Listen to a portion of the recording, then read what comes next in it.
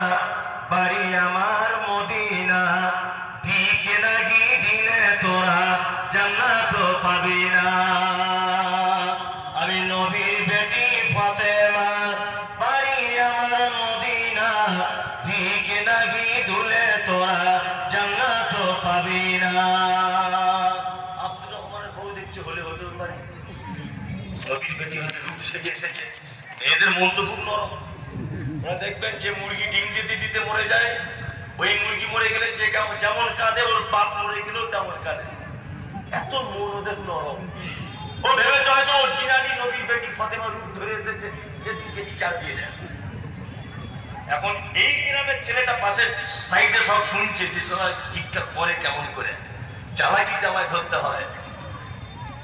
এ তখন ছেলেটা বলছে, ওরে বাবা, আমি এতদিন শুনেছি ছেলেরা চিটার হয়, তো মেয়েরাও চিটার। নবীর বেটির নামে চাল তুলছে। ফাতেমার স্বামীর নাম কি ছিল? হযরত আলী।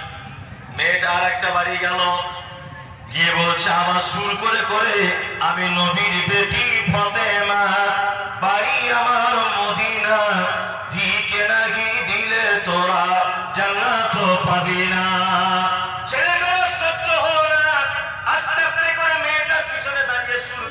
বলছে, আমি হলাম হযরত আলী, এতদিন তুই কোথায় ছিলি? তোর প্রেমেতে পাগল আমি, আজকে তোকে ছাড়বো না। তুই যদি ফাতেমা হবি, আমি হযরত আলী। স্বামী স্ত্রীর আবার চাই যা হবে দুজন হামাম করে নেয়, মারামারি নিয়ে কাজ করছি। বুঝলেন? তার মানে বোঝা যাচ্ছে ভ্যাক না করলে কিছু ভিক মেলে না। চলুন বুখারীর একটা হাদিস আপনাকে বলি। যারা এখানে বসে আছেন নবীকে ভালোবাসেন, এরকম লোক হাত তুলুন তো। কারা কারা? কেউ বাকি থাকবেন না। মাশাআল্লাহ। হাদিস বর্ণনা হয়েছে সহিহ বুখারীতে। বর্ণনা করেছেন, নাম হলো তার আম্মা জান আয়েশা। শুধু আয়েশা তার নাম নয়, আল্লাহ নবী আদর করে ডাকতেন তার নাম হুমাইরা। হুমাইরা মানে হলো লাল বর্ণের, দেখতে ছিল হযরতে আয়েশা। এই জন্য আল্লাহ নবী আদর করে বলতেন, হুমাইরা রে। এটা হচ্ছে আবু বকরের বেটি। শুধু এই নয়, হাদিসের পরিভাষাতে আয়েশাকে বলা হয় মুহাদ্দিসা। শুধু এখানেই ক্ষান্ত নয়, যত মহিলা সাহাবিয়া হাদিস বর্ণনা করেছেন, আয়েশার থেকে বেশি কেউ করতে পারেনি। আপনি যদি আয়েশার জীবনী পড়েন, তাহলে দেখতে পাবেন আয়েশার জীবনী 11,000 মহিলাকে কোরআনে শিক্ষা দিয়েছেন। শুধু এখানেই ক্ষান্ত নয়, যত মেয়েকে বিবাহ করেছেন, সব কুমারীকে বিবাহ করেছিলেন, তার নাম হচ্ছে আয়েশা। শুধু এখানেই ক্ষান্ত নয়, বিশ্বনবী অন্যান্য বিবিদের কাছে যখন রাতের বেলাতে শুয়ে থাকতেন, জিবরিল আমিন ওহী নিয়ে ফেরত চলে যেতেন। লজ্জা করতেন, ওহী অবতীর্ণ হতো না। কিন্তু আল্লাহ নবী বলছেন, আবু বকরের বেটি আয়েশা এত ভাগ্যবতী নারী, আমি যখন আয়েশার বিছানায় শুয়ে থাকতাম, আমার কাছে জিবরিল কোরআন অবতীর্ণ করত।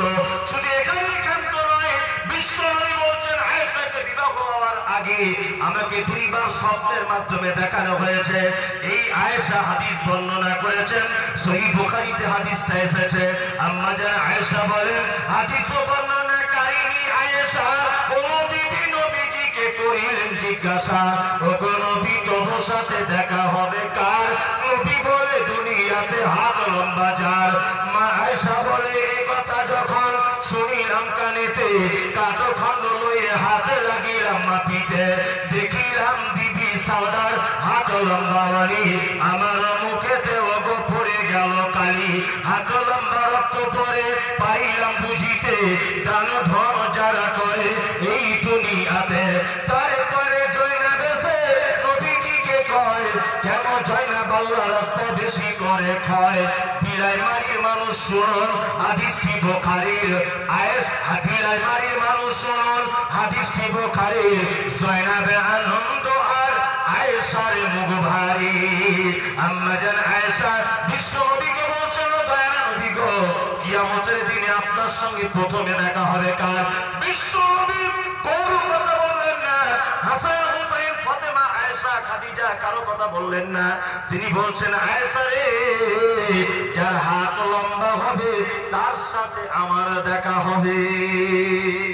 আয়েশা ব্যাপারটা বুঝতে পারলেন না, অল্প বয়সের মেয়ে একটা কাঁটার লাঠি নিয়ে হাতগুলো মাপছে অন্যান্য স্ত্রীদের। আল্লাহ নবী দেখা যাচ্ছে, আল্লাহ নবীর আর একজন বিবি ছিল, তার নাম সাউদা। সাউদা খুব মোটা সোটা মহিলা ছিলেন। তা সাউদার হাতটা খুব লম্বা। তা আয়েশা তখন আল্লাহ রাসূলকে বলছেন, আল্লাহ রাসূল, তাহলে আমি আয়েশা আপনাকে এত ভালোবাসি, কিয়ামতের দিন আপনার সাথে দেখা হবে না? আল্লাহ রাসূল তখন বলছেন, আয়েশা এরকম হাত লম্বা নয়। যারা দানের ব্যাপারে হাত লম্বা করে দেয়, আমি মুহাম্মদ সাল্লাল্লাহু আলাইহি ওয়াসাল্লাম কিয়ামতের দিন প্রথমে ওই লোকটার সাথে দেখা করব। ভাবতে পারা যায়? যদি বলছেন মৌলভী সাহেব আপনি তো দেশ ভিড়ে ভিড়ে ঠিক লাগিয়েছিলেন, তার মানে এবার কিছু মাল করি চাইলেন? জি অবশ্যই শুনিয়ে না, এর সবার নাম বলতে হবে। মোটা দা ওমর ফারুক, পিতা জালালউদ্দিন, টিকলি চোর নাকি টিকলি চোর 15,000। সাদিক পিতা নুরশেদ আলী 10,000। রহমত আলী শাহজাহান। তাই না? আপনারা উঠলে চলে আসুন, আমার বক্তা হয়েছে আর একজন।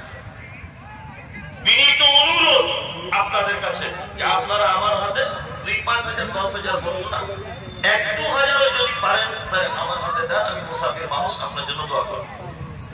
যার মাদ্রাসা দিনের কাজ হয় 2-5,000 যদি থাকেন এখানে কেউ, আমি তো জানি না, আর আমি ভালো আদায় করতেও পারি না। ওই জন্য আপনাদের কাছে অনুরোধ যে একজন মানুষ এখান থেকে উঠে একটু দয়া করে বলুন যে আমি 1,000 বা 2,000 বা 3,000